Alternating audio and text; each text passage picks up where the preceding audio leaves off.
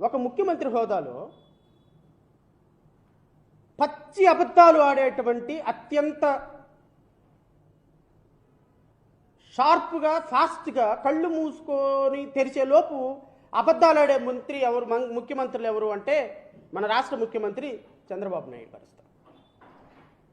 ఇంకొక కేటగిరీలో కూడా అవార్డులు పెడితే ఈ కేటగిరీ అవార్డుల్లో కూడా అత్యంత సెన్సిటివ్ అంశాన్ని, ప్రతి చిన్న అంశాన్ని కూడా రాజకీయం ఎలా చేయగలము అంటే రాజకీయం చేయగలిగిన రాజకీయ నాయకుడు ఎవరని ఒక పోటీ పెడితే భారతదేశంలో ఫస్ట్ ప్లేస్లో నుంచుంటాడు పవన్ కళ్యాణ్.